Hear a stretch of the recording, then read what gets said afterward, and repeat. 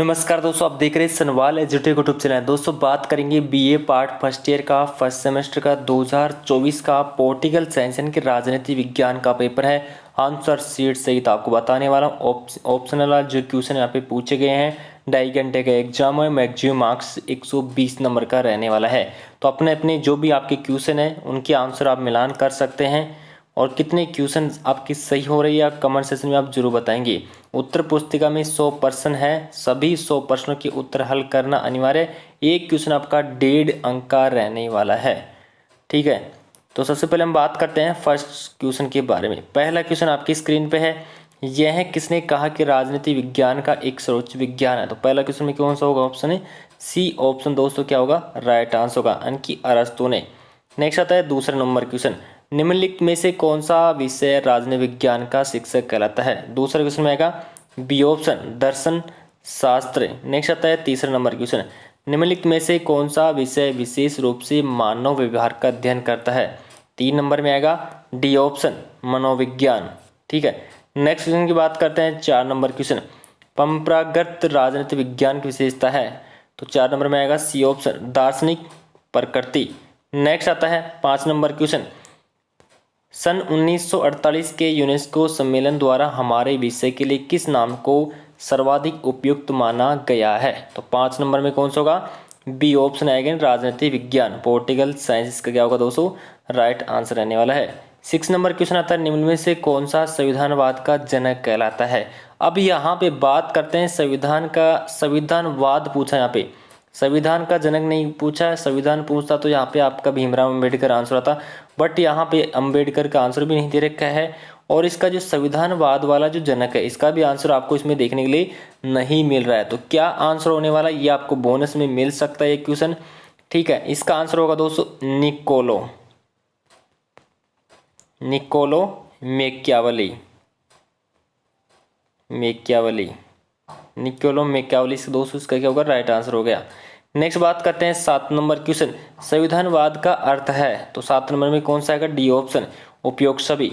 Next question की बात करते हैं 8 नंबर, लोकतंत्र शासन का वह रूप जिसमें जनता का जनता के द्वारा जनता के लिए शासन हो, वह यह परिभाषा किसने दी है? 8 नंबर में आएगा बी ऑप्शन, इनकी अब्राहम लिंकन ने दी थी।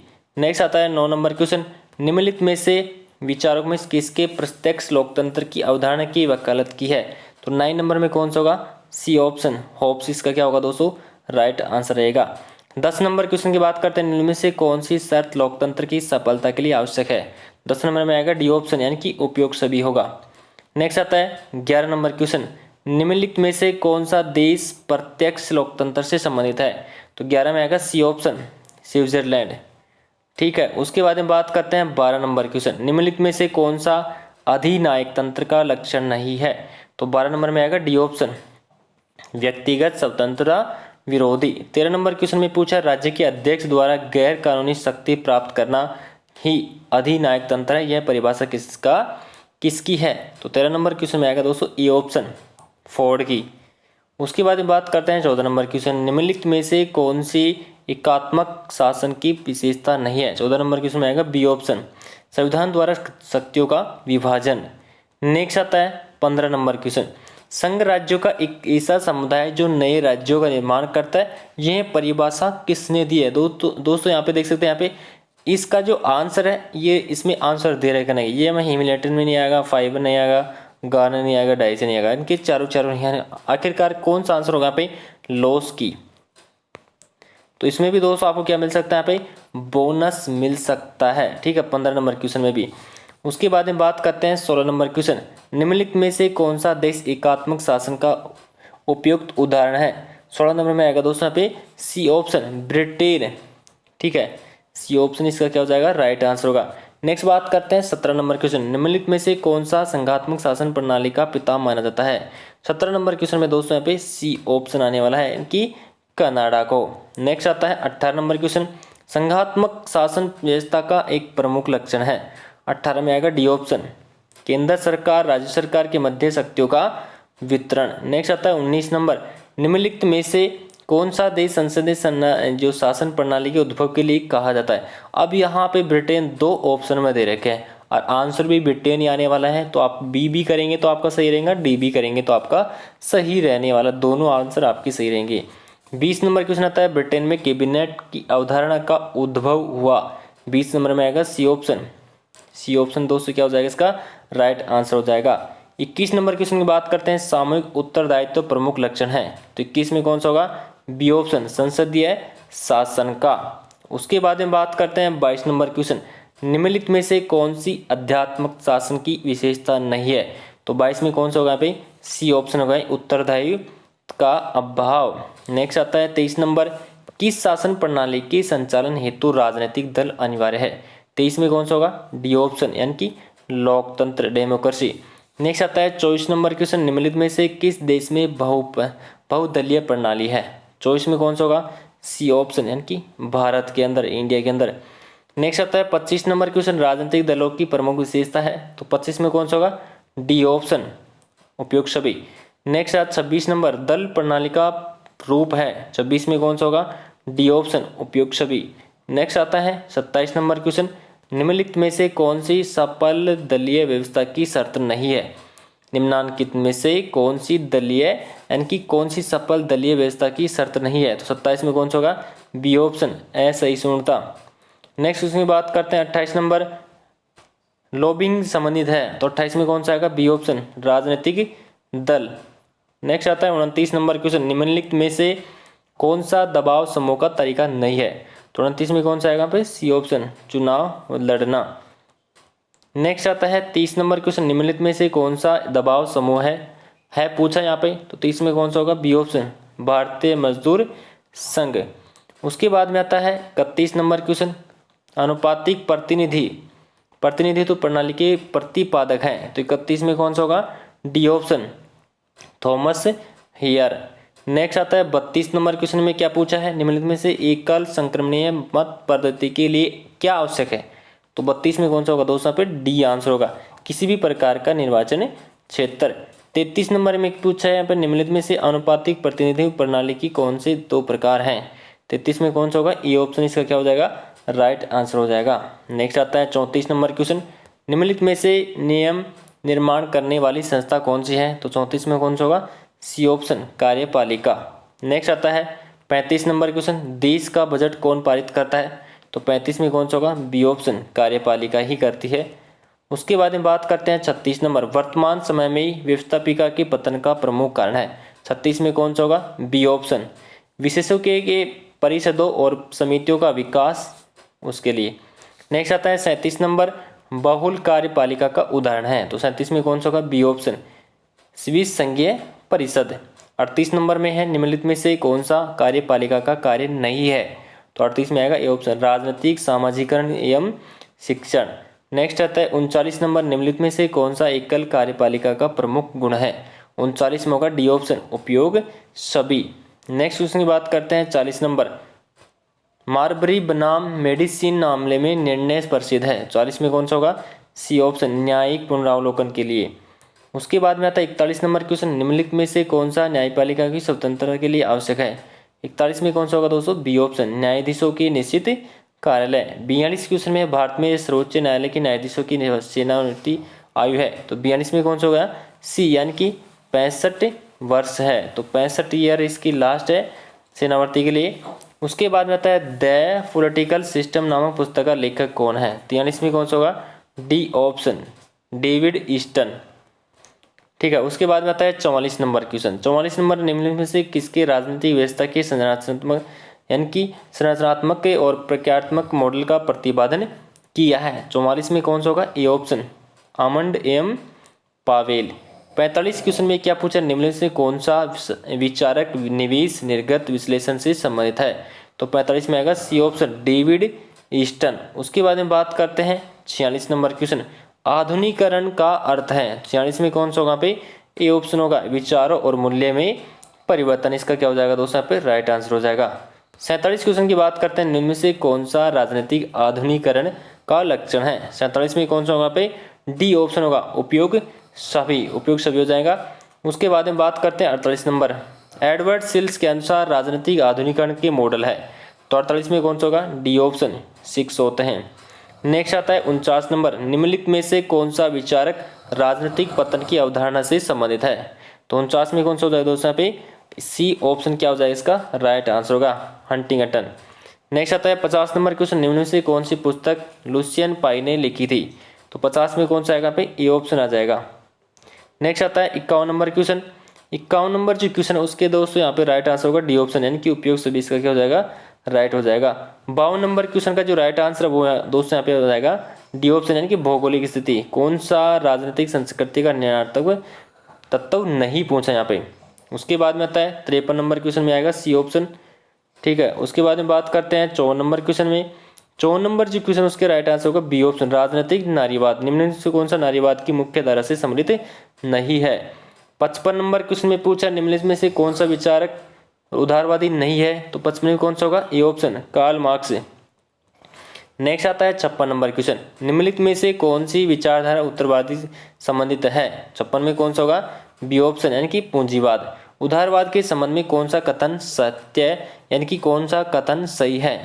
तो इसमें कौन सा आएगा, 57 क्वेश्चन में आएगा सी ऑप्शन दोस्तों क्या हो जाएगा पे राइट आंसर हो जाएगा। यह लोकतंत्र व्यक्तिवाद का मिश्रण है। नेक्स्ट आता है 58 नंबर क्वेश्चन में पूछा निम्न से कौन सा विचारक सकारात्मक उदारवाद से संबंधित है। तो 58 में कौन सा होगा दोस्तों, यहाँ पे डी ऑप्शन, डी ऑप्शन हो जाएगा आपका हॉब हाउस। नेक्स्ट आता है 59 नंबर क्वेश्चन, निम्नलिखित में से किसको वैज्ञानिक समाजवाद का जनक कहा जाता है। तो 59 में कौन सा होगा भाई, सी ऑप्शन, मार्क्स को कहते हैं। नेक्स्ट आता है 60 नंबर, मार्क्सवाद का अंतिम लक्ष्य क्या है। तो क्या है यहाँ पे, सी ऑप्शन होगा, उदारवादी लोकतंत्र की स्थापना। उसके बाद में 61 नंबर में क्वेश्चन में पूछा निम्न में से किस विचारक से कार्ल मार्क्स ने दत्तक भौतिकवाद की अवधारणा ग्रहण की। तो 61 में कौन सा होगा, डी ऑप्शन, होंगल, ठीक है, हिंगल आएगा, हिंगल से। नेक्स्ट आता है कार्ल मार्क्स के अनुसार निम्नलिखित में से कौन सा किसी वस्तु की कीमत निर्धारित करता है। तो 62 में आएगा दोस्तों पे बी ऑप्शन, बी ऑप्शन का मतलब होगा यहाँ पे श्रम, यानी कि लेबर। नेक्स्ट आता है 63, निम्नलिखित में से कौन सा विचारक अराजकतावाद से संबंधित नहीं है। 63 में कौन सा होगा, सी ऑप्शन, हिंगल। उसके बाद में आता है 64 नंबर, निम्नलिखित में से कौन सा विचारधारा राज्य की प्रबल विरोधी है। 64 में कौन सा होगा, बी ऑप्शन होगा, अराजकतावाद। 65 नंबर क्वेश्चन है संपत्ति चोरी है यह किसने कहा। तो 65 में कौन सा होगा, डी ऑप्शन हो जाएगा यहाँ पे, पुद्रो ने। उसके बाद में बात करते हैं 66 नंबर, 66 नंबर जो क्वेश्चन है उसका दोस्तों राइट आंसर होगा पे ए ऑप्शन हो जाएगा, ठीक है, ये आप देख सकते हैं स्क्रीन पे। 67 नंबर क्वेश्चन उसमें कौन सा होगा, सी ऑप्शन हो जाएगा, टी एच ग्रीन का। राज्य का आधार इच्छा है, शक्ति नहीं है, इस कथन कौन दिया था। राज्य पृथ्वी पर ईश्वर का अवतार है किसने कहा। तो 68 में कौन सा हो जाएगा दोस्तों, यहाँ पे डी ऑप्शन हो जाएगा, यानी कि हीगल ने। नेक्स्ट आता है 69 नंबर क्वेश्चन, निम्न में से कौन सा आदर्शवाद का सिद्धांत नहीं है। तो 69 में कौन सा आएगा, बी ऑप्शन आ जाएगा, राज्य एक अनैतिक संस्था है। 70 नंबर क्वेश्चन में क्या पूछा, निम्न से कौन सा विचारकवाद प्रतिवाद तथा संवाद की अवधारणाओं से संबंधित है। तो यहाँ पे बात करें 70 नंबर क्वेश्चन में आएगा ए ऑप्शन, हिगल ने। नेक्स्ट आता है 71 नंबर क्वेश्चन, निम्नलिखित में से कौन सा राजनीतिक सामाजिकरण का अभिकर्ता है। तो 71 में आएगा यहाँ पे डी ऑप्शन आ जाएगा, ठीक है, सारे के सारे इसमें आने वाले हैं। 72 नंबर क्वेश्चन आता है, निम्नलिखित में से किसने राजनीतिक सामाजिकरण पर शब्द का प्रतिपादन किया। तो 72 में कौन सा आएगा, पे सी ऑप्शन आएगा, हर्बर्ट हाइमन। 73 नंबर क्वेश्चन में है, जब मैं राजनीति विज्ञान शीर्षक के अंतर्गत परीक्षा प्रश्नों को देखता हूं तो मुझे प्रश्नों के प्रति नहीं वर्ण शीर्षक के प्रति खेद होता है। यह कथन किसका है, 73 में आएगा बी ऑप्शन, मेटलैंड का। उसके बाद में 74 नंबर क्वेश्चन में क्या पूछा, निम्नलिखित में से किसने राजनीति विज्ञान की नीति को विज्ञान माना है। 74 में आएगा सी ऑप्शन, सी ऑप्शन का मतलब होगा यहाँ पे लासवेल ने। 75 नंबर क्वेश्चन है, द्विसदनवाद लक्षण है। तो 75 में आएगा ए ऑप्शन, ठीक है, व्यवस्थापिका का। उसके बाद में आता है 76 नंबर आता है, निम्नलिखित में से कौन सा नाम मात्र की कार्यपालिका उदाहरण नहीं है। 76 में आएगा सी ऑप्शन, अमेरिकी राष्ट्रपति। उसके बाद में बात करते हैं 77 नंबर क्वेश्चन, राजनीति विज्ञान सरकार से संबंधित विद्या है, यह परिभाषा किसकी है। 77 में आएगा डी ऑप्शन, लिकोक की। नेक्स्ट आता है 78 नंबर क्वेश्चन में क्या पूछा, निम्नलिखित में से किसके विश्वात्मा की अवधारणा का प्रतिपादन किया। तो 78 में कौन सा होगा दोस्तों, इसका आंसर आप कमेंट सेक्शन में बताने वाले हैं। ठीक है, कन्फ्यूजन इसकी इसमें। बात करते हैं 79 नंबर, निम्न में से किस देश में प्रशासनिक न्यायालय का प्रावधान है? तो 79 में कौन सा आएगा? सी ऑप्शन, यानी कि फ्रांस इसका क्या हो जाएगा? राइट आंसर हो जाएगा। 80 नंबर क्वेश्चन आता है, दुनिया के मजदूरों को एक हो जाओ, तुम्हें अपने बंधुओं के अतिरिक्त कुछ खोना नहीं है, यानी कि खोना नहीं, इसके कथन किसका है? तो 80 नंबर में आएगा बी ऑप्शन, कार्ल मार्क्स का। नेक्स्ट आता है 81 नंबर क्वेश्चन, राजनीति विज्ञान का प्रारंभ और अंत राज्य के साथ होता है, यह कथन किसका है? तो 81 में कौन सा होगा? C option, Garner. नेक्स्ट आता है 82, गार्मर ऑफ पॉलिटिक्स नामक पुस्तक किसने लिखी है? तो 82 में कौन सा होगा? बी ऑप्शन, लास्की ने। 83 नंबर क्वेश्चन आता है, निम्नलिखित में से कौन सा विचारक राजनीति विज्ञान के परंपरागत दृष्टिकोण से संबंधित है? 83 में कौन सा होगा दोस्तों? यहाँ पे ए ऑप्शन हो जाएगा, डेविड ईस्टन। नेक्स्ट आता है 84, राजनीति विज्ञान में निम्नलिखित में से कौन सा दार्शनिक दृष्टिकोण का प्रतिपादक है? 84 में कौन सा होगा? A option, Leo स्ट्रास। 85 नंबर है, राजनीति विज्ञान के अध्ययन का आधुनिक दृष्टिकोण है, तो 85 में कौन सा होगा? सी ऑप्शन, यानी कि दार्शनिक है। उसके बाद में आता है 86 नंबर क्वेश्चन में क्या पूछा है, निम्नलिखित में से कौन सा व्यवहारवाद का आधिकारिक विधान है? तो 86 में कौन सा होगा? पे सी ऑप्शन हो जाएगा, डेविड ईस्टन ने। 27 नंबर में क्वेश्चन पूछा है, निम्नलिखित में से व्यवहारवाद की विशेषता कौन कौन सी यहाँ पे? तो 87 में आएगा दोस्तों डी ऑप्शन, क्या हो जाएगा? राइट आंसर होगा, यानी कि उपयोग सभी। उसके बाद में बात करते हैं यहाँ पे 28 नंबर, प्रासंगिकता का सिद्धांत संबंधित है, तो 28 में कौन सा होगा? बी ऑप्शन, उत्तर व्यवहारवाद से राजनीति विज्ञान के बिना इतिहास का कोई फल नहीं, इतिहास के बिना राजनीति विज्ञान का कोई मूल नहीं, यह कथन किसका है? तो 89 में कौन सा आएगा दोस्तों? यहाँ पे ए ऑप्शन हो जाएगा, सिले का। 90 क्वेश्चन की बात करते हैं, निम्नलिखित में से कौन सा विचारक राजनीति विज्ञान में अंतर अनुशासनात्मक उपागम का समर्थन है? 90 में आएगा A option, TH. Green. 91 number question की बात करते हैं, अर्थशास्त्र नामक पुस्तक किसने लिखी है? तो 91 में कौन सा आएगा? B option, Kautilya. नेक्स्ट आता है 92 नंबर क्वेश्चन, राजनीति की जड़ें मनोविज्ञान में ही निहित है, यह कथन किसका है? तो 92 में कौन सा आएगा? सी ऑप्शन, ठीक है। 93 नंबर क्वेश्चन है, निम्नलिखित में से शक्ति का स्रोत कौन सा है? 93 में आएगा डी ऑप्शन, यानी कि ये उपयोग सभी है, सारे के सारे हैं। 94 नंबर क्वेश्चन में आएगा, निम्नलिखित में से किसने शक्ति का प्रभाव प्रक्रिया के रूप में परिभाषित किया है? तो 94 क्वेश्चन का जो आंसर है दोस्तों, आप कमेंट सेक्शन में जरूर बताएंगे कि इसका आंसर क्या आने वाला है। 95 नंबर है, मैक्स वेबर द्वारा उल्लेखित सत्ता के प्रकार है, 95 में कौन सा आएगा? बी ऑप्शन, यानी कि 3।